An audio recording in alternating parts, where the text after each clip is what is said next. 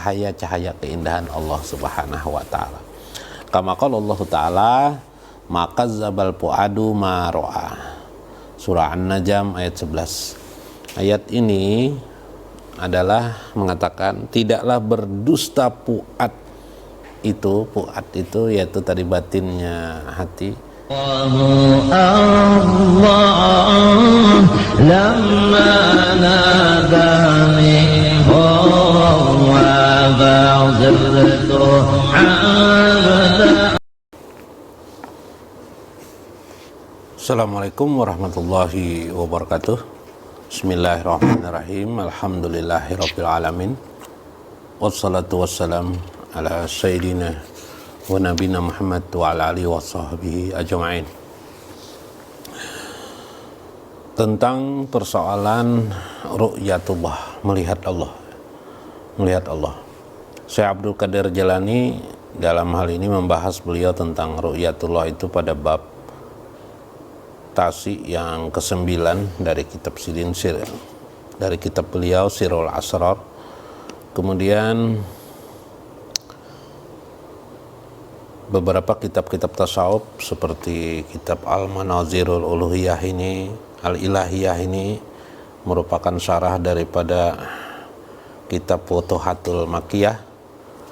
Ibnu Arabi membahas juga tentang ru'yatullah, bagaimana ru'yah itu ya, atau nazrullah, bagaimana melihat Allah Subhanahu wa taala.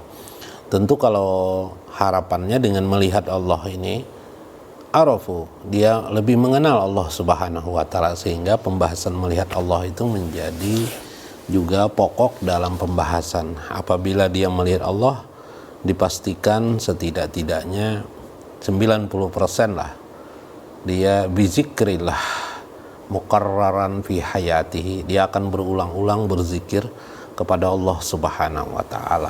Nah, ini memang sesuatu yang umum ya, tentang bagaimana melihat Allah Subhanahu wa taala. Nah, tetapi di dalam hal ru'yat di sini diterangkan oleh teori Syekh Abdul Qadir Jalani.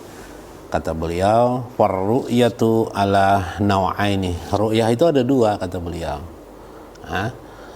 Yaitu ru'yah jamaliyati fil akhirah bila wasitatin mir'atil qalbi. Pertama adalah ru'yah melihat keindahan Allah Subhanahu wa taala itu di akhirat. Bila wasitatin, tanpa ada wasilah penghalang atau sesuatu yang sifatnya perantara ya. Mir'atil qalbi, melihat panturan kolbun atau cahaya basirah. Kedua adalah ru'yah sifatihi fid dunya.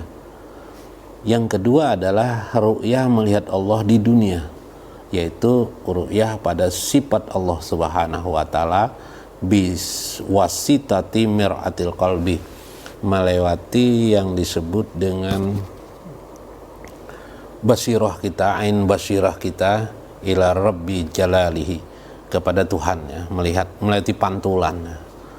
Pantulan itu yaitu memandang, melihat sifat Allah dari makna hakiki ya, dari makna hakiki. Meskipun yang dilihat itu nanti seperti tidak hakiki, tetapi ada di balik itu ada yang hakiki. Karena li'anna fiha bilisanil insan, karena perkataan manusia itu selalu tidak sampai kepada yang hakiki. Nah, itu persoalannya. Kama yaqulu fi zikrillahi ta'ala bi kalimatin subhanallah, alhamdulillah, wa la ilaha illallah, wallahu akbar. Aw sabit bi subhanallah aw alhamdulillah, seperti perkataan alhamdulillah, segala puji bagi Allah. Maka ucapan itu sesungguhnya tidak sampai kepada yang sesungguhnya maha terpuji itu. Li'anna fiha qayyidil lisanil lugawil insan, karena itulah lisan lugawi atau bahasa manusia yang memang sangat terbatas, yang begitu amat jauh rendahnya dari kemaha tinggi, kemaha agungan Allah Subhanahu wa ta'ala. Nah itu. Maka untuk itu mengetahui sifatnya. Mengetahui sifatnya ini ada dua. Fal awalu fiha fi ilmi tauhid, nanti dengan ilmu tauhid. Yang kedua adalah melewati lil basirah. Yang kedua lil basirah sani ini juga harus melewati ilmu tauhid, jejaknya yang kemudian berkembang dikembangkan menjadi lil basirah pada nurani. Binajril fuadi, nah yaitu dengan pandangan fuad. Fuad ini batinul batin atau batinul batin, batinnya daripada qalbun, daripada hati yang biasa jahir kita itu. Ya, min akasi anwaril jamali, yaitu yang terbalik, yang dibalik daripada atau dibalik daripada anwaril jamalihi, keindahan-keindahan Allah, cahaya-cahaya keindahan Allah Subhanahu wa taala. Kama qala Allah taala, maka zabal puadu ma ra'a. Surah An-Najm ayat 11. Ayat ini adalah mengatakan tidaklah berdusta puat itu yaitu tadi batinnya hati terhadap apa yang dilihatnya. Ini ayat ini An-Najm ini mengisahkan tentang Nabi SAW yang melihat Tuhan di Sidratul Muntaha. Nah, tentang tempat, seolah-olah orang mengatakan dengan ayat ini seolah-olah Allah itu bertempat. Tempatnya di mana? Di Sidratul Muntaha, seperti ayat juga Ar-Rahman 'alal 'arsy istawa. Nah, masalah-masalah itu ada di kajian ilmu kalam sebenarnya. Jadi bukan di dalam ilmu ma'rifatullah. Orang ma'rifatullah itu sudah mengerti dia. Allah itu tidak berada di satu tempat, tidak. Allah tidak terikat dengan tempat, intinya begitu. Allah tidak berada di suatu tempat atau berada di tempat, bahkan Allah bisa melakukan di mana saja. Seperti firman Allah, fa innama tuwallu fasamma wajhullah, dimanapun kamu menghadap di situ ada Allah Subhanahu. Karena alam semesta, waktu, kehidupan ini dalam genggaman Allah, fi qabdihi au biadihi, di dalam genggaman Allah Subhanahu wa taala. Wa qala an-nabi sallallahu alaihi wasallam, al-mu'minu mir'atul mu'min. Maka orang mukmin itu, kata Rasulullah, mir'atul mu'min.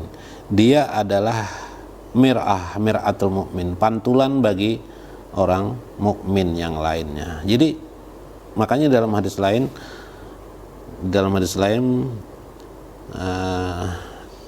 innamal mu'minuna ikhwatun, sesungguhnya di antara kalian tuh ikhwah, bersaudara. Kalbunyani, kata Nabi, seperti sebuah bangunan yang apabila satu bangunan itu rusak, rusaklah dia. Yang dimaksud wal muradu minal mu'min al awalu fiha qalbu abadil mu'min, itulah yang dimaksud, yang dikehendaki oleh Syekh Abdul Qadir Jalani adalah hatinya bagi orang mukmin, yaitu hati bagi orang mukmin, yaitu hati orang mukmin itu satu sama lain itu satu kesatuan sebenarnya, satu kesatuan. Maka orang mukmin di dalam hadis lain lagi Nabi namanya al mukminu minni, orang mukmin itu adalah daripadaku, kata Rasulullah. Nah, itulah menunjukkan nanti di sini konsepnya kita memiliki batinul batin, fuad itu yang merupakan, fuad itu merupakan kunci atau password ruh kita, password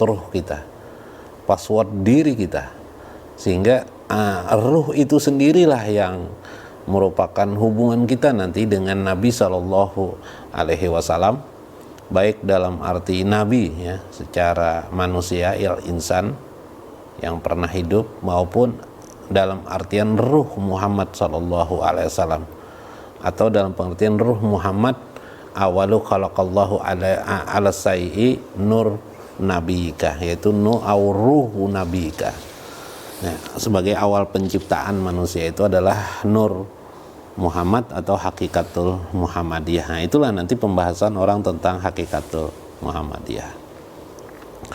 Sumayaqulu, kemudian beliau mengatakan, paman ro'a sifatahu fid dunya yarajatahu fil akhirah bila kaifa. Maka bagi orang yang dapat melihat sifat Allah di dunia ini, maka pastilah dia akan melihat zat Allah di akhirat kelak bila kaifa, tanpa ada bahasan, tanpa bagaimana, tanpa bisa dipahami oleh otak kita.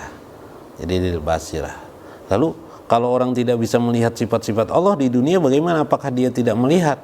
Menurut para ahli marifah, tidak bisa melihat. Orang yang tidak, karena ada nanti surga itu yang hanya, yang oleh ahli marifah, surga itu yang hanya bisa dimasuki oleh orang ahli marifah, tidak bisa tidak selain daripada itu. Itulah surga yang khusus ya, surga yang khusus yang, atau surga yang tertinggi. Nah, surga yang tertinggi di akhirat kelak, yaitu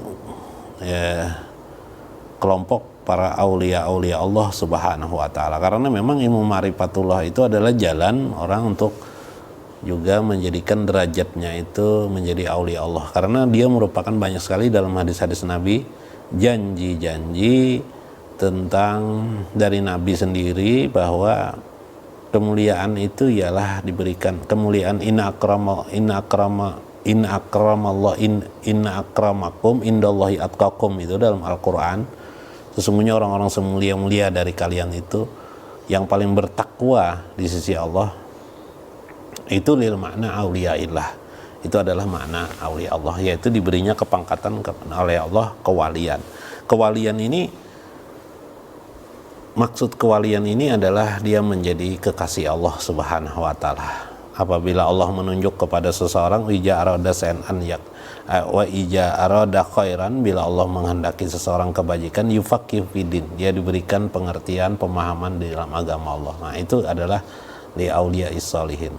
Sebagaimana Allah memilih para nabi-nabi, nabi pemberi kabar dari Allah, maka sekaligus mereka diangkat sebagai orang yang paling makhluk, yang paling mulia di antara segala manusia. Nah, itulah pengertiannya. Maka di bawah daripada derajat para nabi itu adalah para aulia Allah.